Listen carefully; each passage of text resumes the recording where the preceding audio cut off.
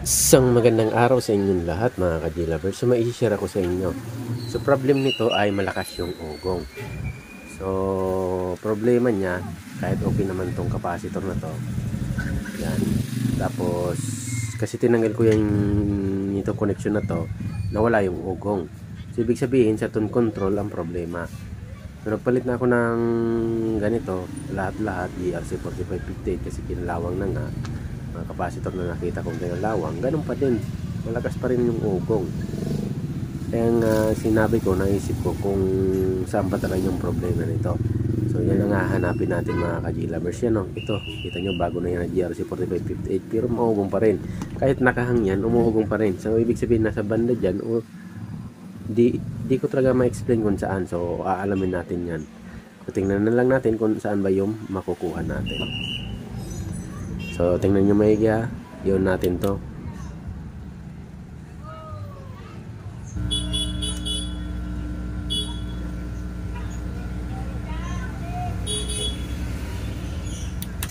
So, yun yung sinasabi ko sa inyo. Malakas yung ugong niya. Pag tinanggal mo naman to, tapos i-on natin, wala siyang ugong. Yan. Kaya mapapaisip ka na yan, may audio na nga. Okay nga yung audio nito, left and right. Mapapaisip ka na dyan sa tong control talaga yung problema. Pero nagpalit ako ng mga GRC4558. Tapos inalis ko na yung mga capacitor na may kalawang. Resistor, wala naman masyadong kalawang. Bihira naman tamaan yan. Yung sa mic, tinignan ko naman, okay naman. Yung inisip ko na lang, baka sa supply, pero okay naman yung supply.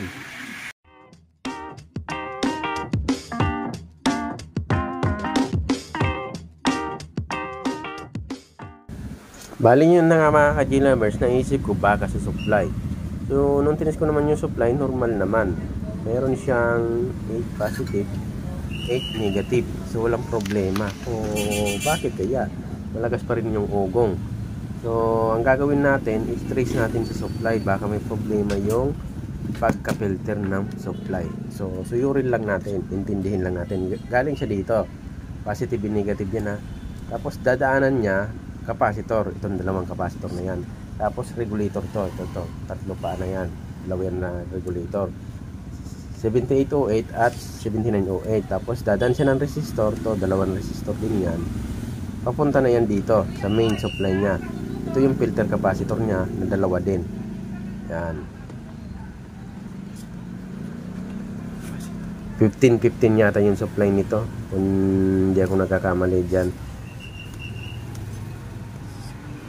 Or 12. So mga ganyan. So yan yung AC source niya. So ito dito din kumukuha ito rin kumukuha. Pwede rin itong makapaugong kasi isang connection lang sila. Itong sa surround, itong TDA 2030. So isa lang kinukuha nila ng supply, pati na yon tone control natin. So isa-isain natin, i-trace natin, aalamin natin kung saan yung problema. Ito-trace natin hanggang papunta tayo dun sa may GRC sa ano pala sa TDA 2030. So isa-isahin natin. Una muna natin gagawin, ito yung pinaka main, tanggalin natin tong dalawang capacitor. Filter to ng out ng 7808 at 7908 na voltage regulator. Nung tinignan natin, hindi naman siya kinalawang. Yan, 220 UF 16 volts, hindi naman siya kinalawang. Wala naman siyang kalawang.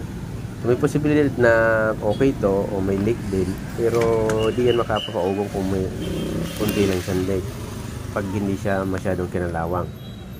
So yun o, filter din yan. Tapos ito, dadaan siya dito, yan.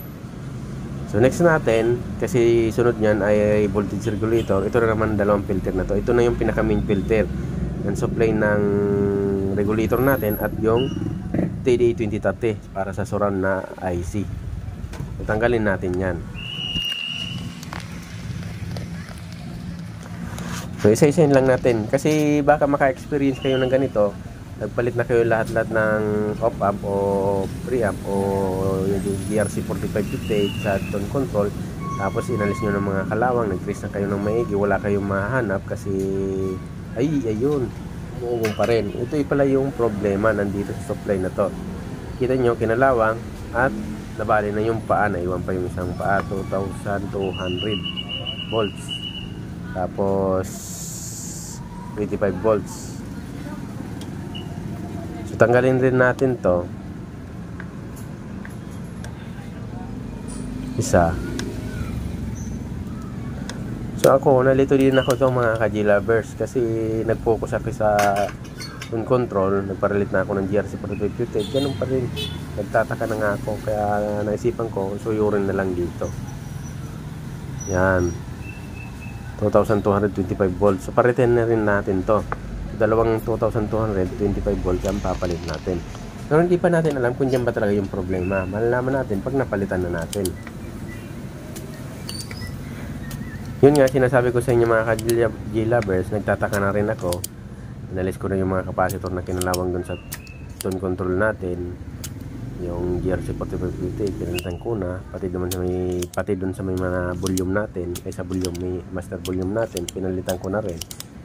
So malakas pa rin yung ugong, kaya inisip ko baka sa supply, yung pag-is ko naman supply, normal naman, nasa almost positive 8 at negative 8.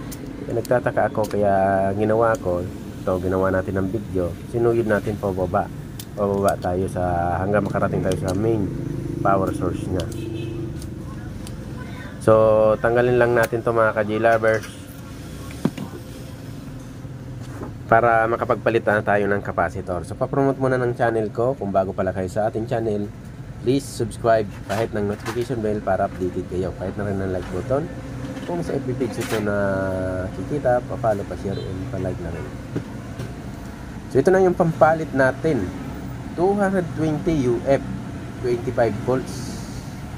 Yan, parehas sila, same lang. So kabit natin to, pero hindi pa natin masasabi kung may problema pa ba, kung mag-uugong pa ba. Pag napalitan natin ng capacitor, umugong pa rin, ay may problema din yung TDA 2030 natin, kaya umugong kasi magkakonect sila, isang supply lang kinukunan nila.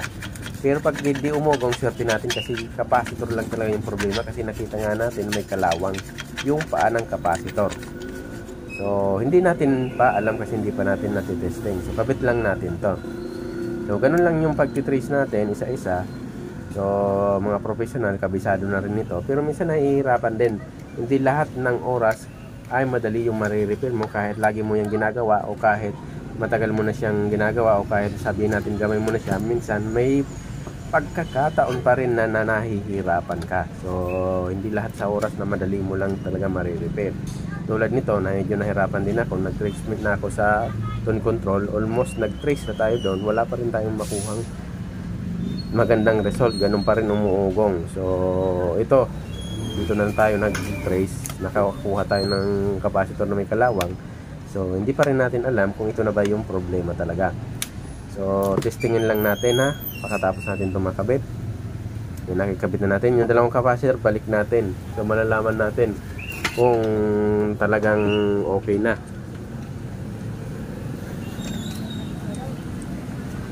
So minsan, hindi na rin natin naiiwasan mga ka-G-lovers na minsan nakakalimutan natin yung mga paparaan na at nadaanan na pala natin na ganyan yung problema, na ganyan pala yung solusyon. Minsan nakakalimutan din natin.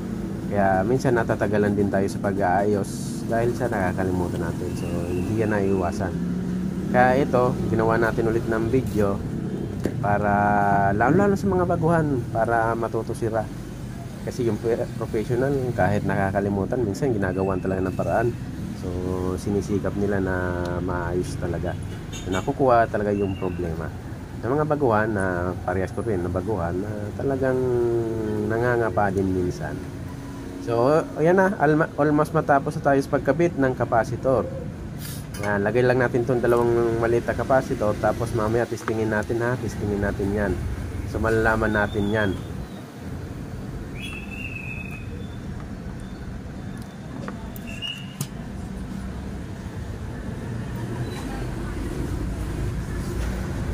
Hops, yan, naikabit na natin. Yan, ready na tayo niyan ha.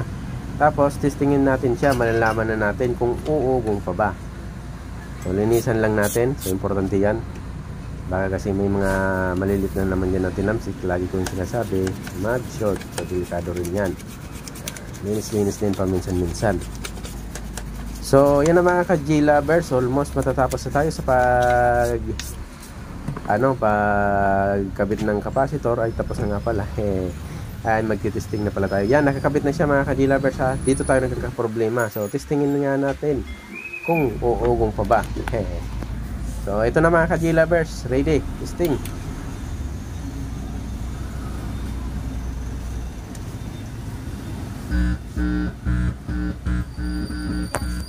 O yan na mga ka-G-lovers. Tapos na rin natin siyang matesting. Wala na rin ugong. Okay na siguro to. Okay na yung audio natin rin. Kabit na lang natin lahat. So, patugtugin na lang natin siya. Okay, ready for testing na tayo. Yan na yung pinalit natin na dalawang capacitor. So, tara, testingin na natin.